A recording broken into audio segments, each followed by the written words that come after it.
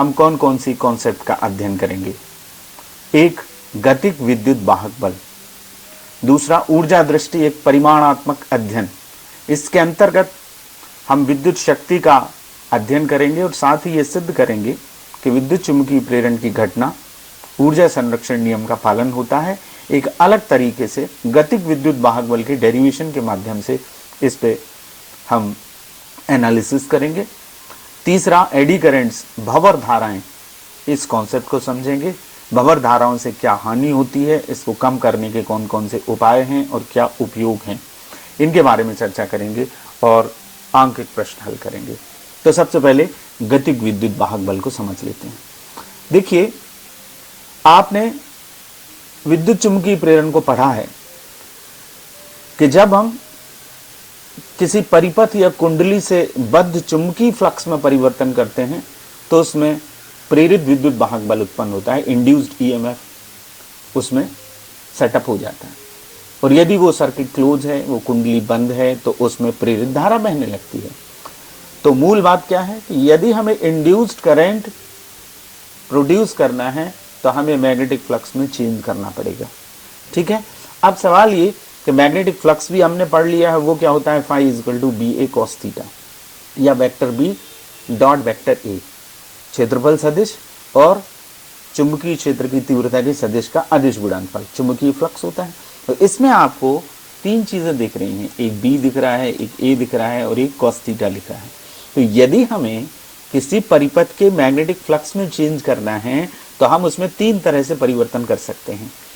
इस फाई को चेंज करने के लिए हम क्या कर सकते हैं, या तो हम इंटेंसिटी को चेंज करें, चुंबकीय क्षेत्र की तीव्रता बी में परिवर्तन करें, या हम क्षेत्रफल में परिवर्तन कर सकते हैं।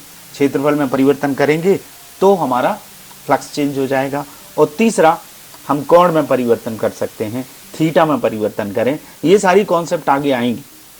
आप जब प्रत्यावर्ती धारा जनित्र पढ़ेंगे तो उसमें हम एंगल में परिवर्तन करके फ्लक्स को चेंज करते हैं। तो किसी चालक को चुंबकीय क्षेत्र में यदि हम गतिमान करते हैं, उसको मूव करते हैं, तो उस परिपथ द्वारा घिरे क्षेत्रफल में परिवर्तन किया जा सकता है, जिससे उस परिपथ से बद्ध लिंक्ड चुंबकीय फ्लक्स को बदला जा सकता है और उसमें प्रेरित विद्युत वाहक बल उत्पन्न होगा।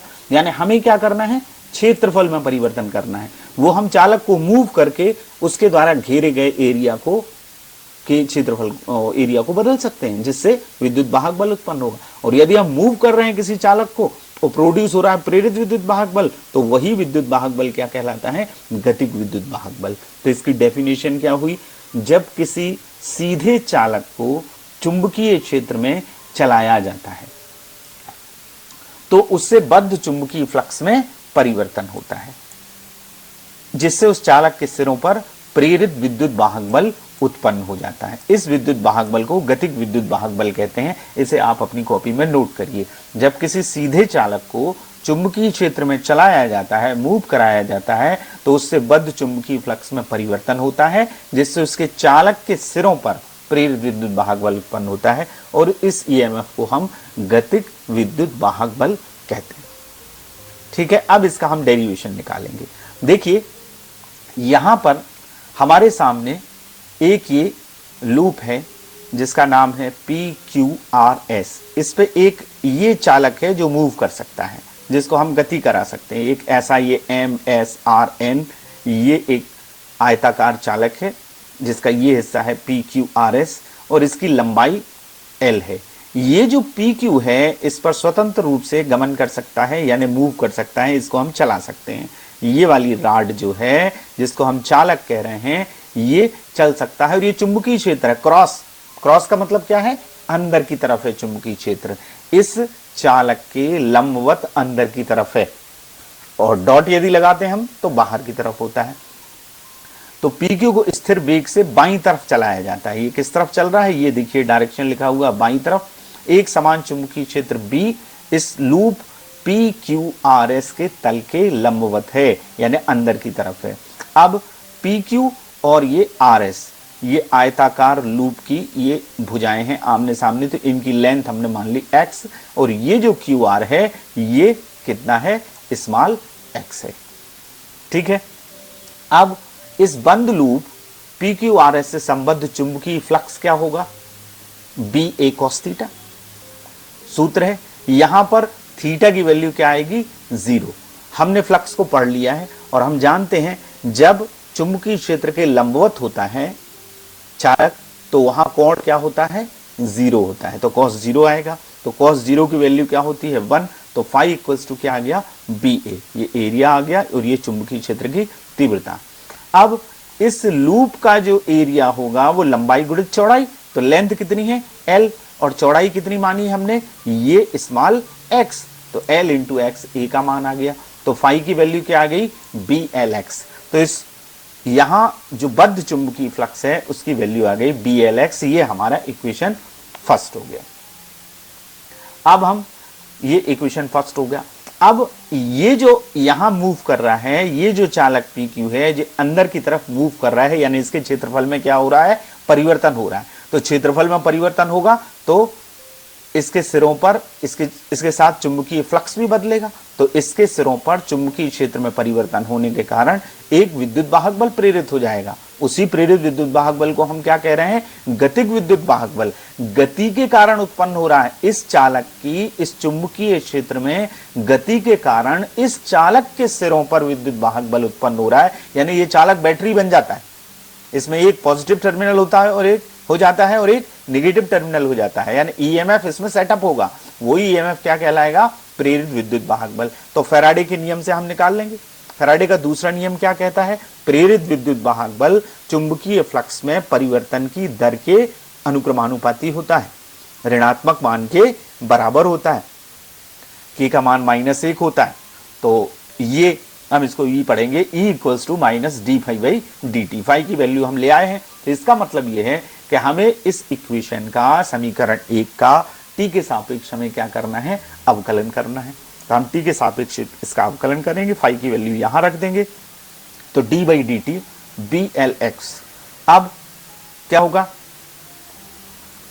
बी को हम बाहर ले लेंगे, बी और एल को, D X Y D T. ये दोनों कांस्टेंट हैं, बी चुंबकीय क्षेत्र की तीव्रता है, एल उसकी लेंथ है, इसको बाहर ले लिया। एक्स चेंज हो रहा है, ये जो एक्स है ये चेंज हो रहा है, the d x by D t. अब d x by D t आपको पता है, d x by D T ये विस्थापन की दर है, दूरी के साथ परिवर्तन हो रहा है, दूरी में लंबाई में परिवर्तन हो रहा है, तो हम इसको क्या कहते हैं, वेग कहते हैं। तो v इक्वल टू क्या है, ये जो minus D x by D T है ये v की वैल्यू है। ठीक है, ये हमारा समीकरण 3 हो गया, ये समीकरण 2 हो गया। तो हम d upon D T, D x upon D T की जगह क्या लिख देंगे, v माइनस, तो E इक्वल्स टू क्या आ जाएगा, बी एल भी। ये हमारा गतिक विद्युत वाहक बल का फार्मूला है। अब इसमें माइनस साइन आया है, इस v की वैल्यू का हमने माइनस लिखा है, तो माइनस चिन्ह का मतलब ये है कि v की जो डायरेक्शन है वो x के घटने की दिशा में है। x के घटने की दिशा में होने के कारण v के आगे ऋण लगा हुआ, v की वैल्यू में ये पूरा ऋणात्मक मान है, तो इस ऋणात्मक की जगह हमने v रख दिया।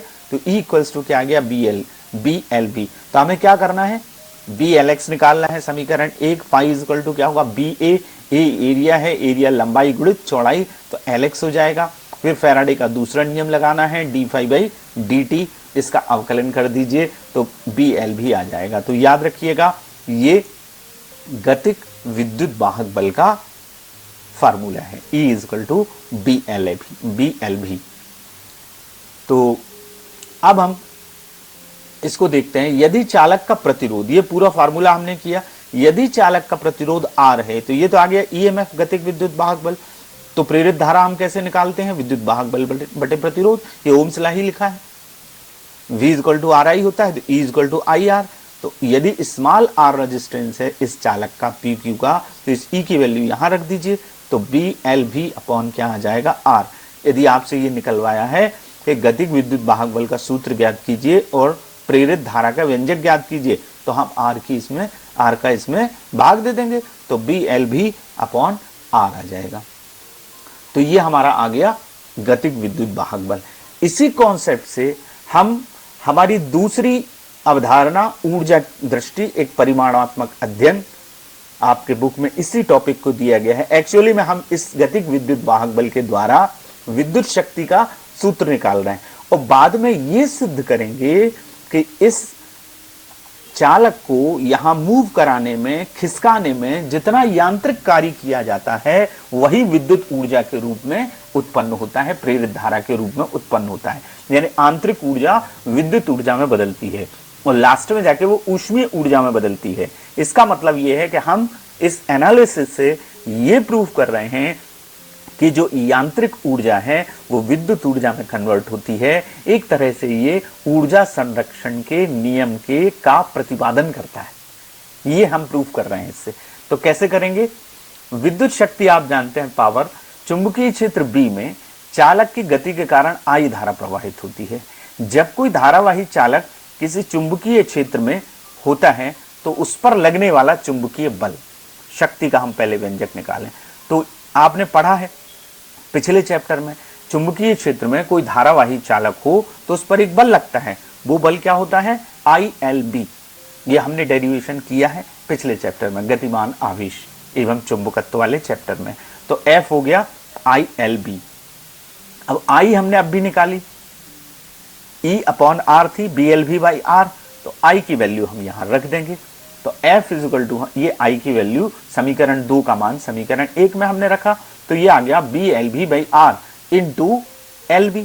तो ये L और B, तो L स्क्वायर B स्क्वायर हो जाएगा। ये B into B B square, L into L L square और V/R, ये आ गया फोर्स। आपने 11th में पढ़ा है कि शक्ति बराबर बल गुणित वेग होता है। बल में वेग का गुणा कर दें तो शक्ति आ जाती है। तो शक्ति का सूत्र होता है P इक्वल टू FB। यदि PQ चालक को हम V चाल से चला रहे हैं तो इस क्रिया में प्रयुक्त शक्ति वो क्या होगी? F into V। F की वैल्यू हमारे पास ये आ गई। तो हमारे पास अब क्या आ जाएगा? B square L square V/R, ये F की वैल्यू रखी इंटू V, तो यहां फिर V स्क्वायर हो जाएगा। ये हो जाएगा B square L square V स्क्वायर/R। ये आ गई पावर, ये आ गई इस रॉड को, इस चालक को यहां खिसकाने में जितनी हमारी शक्ति खर्च हो रही है, कार्य करने की जितनी दर है, वो क्या है? B square L square V स्क्वायर/R। ठीक है। अब ये हमारा इक्वेशन 3 आ गया जिससे हमने पावर निकाली। इसमें क्रिया में हो क्या रहा है? यांत्रिक ऊर्जा विद्युत ऊर्जा में परिवर्तित हो रही है। तो व्यय विद्युत शक्ति यदि हम निकालें तो शक्ति, व्यय विद्युत शक्ति या शक्ति का सूत्र होता है I स्क्वायर R, क्योंकि हीट जो होती है वो I स्क्वायर RT, आपने करंट इलेक्ट्रिसिटी के चैप्टर में पढ़ी है। I स्क्वायर RT जूल के नियमों से निकला है। I square RT upon T कर दें तो वो क्या हो जाती है? पावर हो जाती है, व्यय विद्युत शक्ति हो जाती है। तो हम उसको, वो जूल के नियमों से निकलती है, उसको PJ मानते हैं, तो ये आएगा I स्क्वायर R। अब I की वैल्यू क्या है? BLV/R। हमने अभी निकाला फर्स्ट डेरिवेशन, जिसमें E निकाला और I निकाली।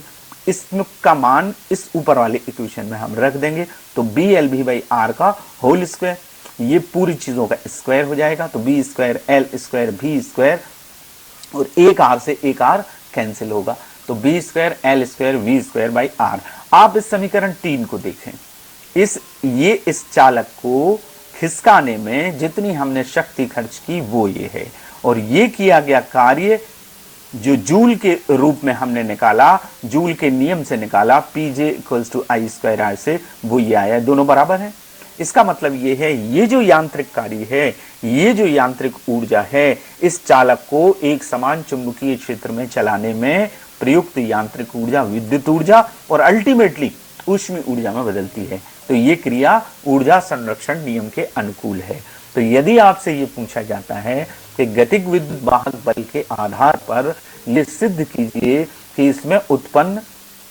इसमें चालक को चुंबकीय क्षेत्र में चलाने में किया गया कार्य विद्युत ऊर्जा के रूप में परिवर्तित होता है, यह ऊर्जा संरक्षण नियम का पालन करता है, प्रतिपादन करता है, तो आपको ये करना है। गतिक विद्युत वाहक बल के सूत्र से आप शक्ति निकाल लीजिए और जूल के नियम से फिर व्यय विद्युत शक्ति निकाल लीजिए, दोनों इक्वेशन आपके बराबर आएंगे, तो ये प्रूफ हो जाएगा। तो इस तरह से हमने ये गतिक विद्युत वाहक बल के कॉन्सेप्ट को किया। अब हम एक बात और समझते हैं, वो है एडी करंट्स, ये प्रेरित धाराएं हैं। ये क्या है? फोको नामक वैज्ञानिक ने इनका अध्ययन किया। सबसे पहले ये ज्ञात किया कि जिस तरह से कुंडली से बद्ध चुंबकीय फ्लक्स में हम परिवर्तन करते हैं, विद्युत चुंबकीय प्रेरण के कॉन्सेप्ट को हम समझ चुके हैं, तो उसमें क्या उत्पन्न होती है, बंद कुंडली में प्रेरित धारा उत्पन्न होती है। उसी तरह से यदि किसी चालक के कंडक्टर से लिंक्ड विद चुंबकीय फ्लक्स में परिवर्तन किया जाता है तो उस चालक में भी प्रेरित धाराएं उत्पन्न होती हैं। बहुत सारी प्रेरित धाराएं जो जल में उत्पन्न भंवर के समान होती हैं, इसलिए इनको भंवर धाराएं, और फोको वैज्ञानिक ने इनको खोजा, इस पे काम किया, इसलिए इनको फोको धाराएं कहते हैं। याद रखिएगा, प्रश्न कई बार आता है फोको धाराएं क्या होती हैं, तो आप कंफ्यूज ना हो। जो एडी करंट्स हैं, भंवर धाराएं हैं, उन्हीं को क्या कहते हैं, फोको धाराएं कहते हैं। तो ध्यान दीजिएगा और इस परिभाषा को नोट करिएगा। किसी चालक से संबद्ध चुंबकीय फ्लक्स में परिवर्तन करने पर चालक में प्रेरित धाराएं उत्पन्न हो जाती हैं, चक्करदार प्रेरित धाराएं उत्पन्न होती हैं जो चालक की गति का विरोध करती हैं, उनको कहते हैं फोको धाराएं। अब देखिए, चुंबकीय फ्लक्स में परिवर्तन किस तरह से कर सकते हैं हम, चालक के चुंबकीय फ्लक्स में परिवर्तन। हमने शुरू में ही इस चैप्टर को जब शुरू किया तब चुंबकीय फ्लक्स में परिवर्तन के 3 तरीके बताए थे।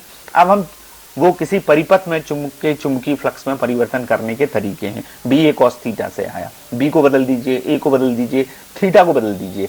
चालक के चुंबकीय फ्लक्स में परिवर्तन हम 2 तरह से कर सकते हैं। या तो हम चालक को चुंबकीय क्षेत्र में मूव कराएं, जैसा कि हमने अभी गतिक विद्युत वाहक बल में करा, या चालक को परिवर्तनशील चुंबकीय क्षेत्र में रखें। ऐसा चुंबकीय क्षेत्र जो परिवर्तित हो रहा हो, उसमें कोई चालक रखा हो, तो उसके चुंबकीय फ्लक्स में उससे लिंक्ड, उससे बद्ध चुंबकीय फ्लक्स में परिवर्तन किया जा सकता है। तो जब चालक के चुंबकीय फ्लक्स में परिवर्तन होता है तो ये प्रेरित धाराएं जो होती हैं, जैसे पानी में जो भंवर उत्पन्न होता है, आप यदि एक तालाब के पानी में, नदी के पानी में, शांत जल में जब आप एक पत्थर डालते हैं तो आपको रिंग बनते देखे होंगे आपने, रिंग बनते हैं, ऐसे सर्किल बनते हैं। तो इसी तरह से जो भंवर उत्पन्न होता है, वो चक्कर जो बनता है, उस तरह से भंवर धाराएं उत्पन्न होती हैं। ऊष्मा इससे बहुत ज्यादा उत्पन्न होती है, और ये लेंज का नियम ये कहता है, ये उस कारण का विरोध करती हैं जिससे ये उत्पन्न होती हैं। ये चालक की गति से उत्पन्न होती हैं, इसलिए चालक की गति का विरोध करती हैं। यदि परिवर्तनशील चुंबकीय क्षेत्र से उत्पन्न होती हैं तो उस परिवर्तनशील चुंबकीय क्षेत्र का विरोध करती हैं। तो ये होती हैं भंवर धाराएं।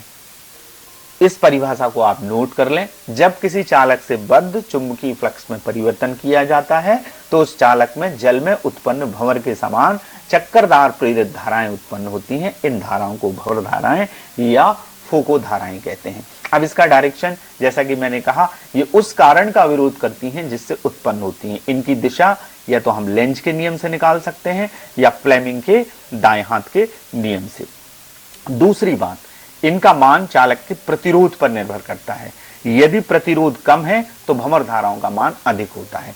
तो भंवर धाराओं से चूंकि ऊष्मा उत्पन्न होती है तो ऊर्जा का बहुत सारा हिस्सा ऊष्मीय ऊर्जा के रूप में खर्च होने लगता है। तो हम कम कैसे कर सकते हैं? भंवर धाराओं को खत्म नहीं किया जा सकता, लेकिन कम किया जा सकता है। तो कम करना है तो क्या करना है? प्रतिरोध को बढ़ाना है। हम परिपथ के प्रतिरोध को बढ़ा देते हैं, जिससे भंवर धाराओं का मान क्या हो जाता है? कम हो जाता है।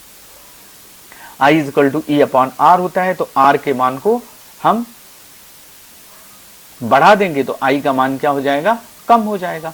अब भंवर धाराओं का एक एक्सपेरिमेंटल डिमॉन्स्ट्रेशन हम करते हैं कि कैसे चालक में भंवर धाराएं उत्पन्न होती हैं और वो गति का विरोध करती हैं। देखिए क्या है कि यदि एक तांबे की आयताकार प्लेट हो और ये एक विद्युत चुंबक हो जिसके 2 ध्रुव हैं N और S, उनके बीच में एक तांबे की प्लेट को स्वतंत्रता पूर्वक लटकाया जाता है और उसको दोलन कराया जाता है। जब यदि मैग्नेट नहीं है तो ये सामान्य रूप से दोलन करेगी प्लेट, और मान लीजिए ये 10 सेकंड में रुकती है, 15 सेकंड में रुकती है, तो 15 सेकंड में रुकेगी। लेकिन यदि मैग्नेट के बीच में इसको दोलन कराते हैं तो जो 15 सेकंड में रुक रही थी वो 5 सेकंड में रुकने लगती है। यानी जब धारा नहीं बहती तो प्लेट बहुत देर तक ये दोलन करती रहेगी, लेकिन जैसे ही इस विद्युत चुंबक में, इस मैग्नेट में या इसे चुंबकीय क्षेत्र में लाया जाता है तो इसके दोलन तुरंत रुक जाते हैं। इसके दोलन जल्दी रुक जाते हैं, समाप्त हो जाते हैं और ये प्लेट रुक जाती है। इसका कारण क्या है? इसका कारण ये है भंवर धाराओं का उत्पन्न होगा।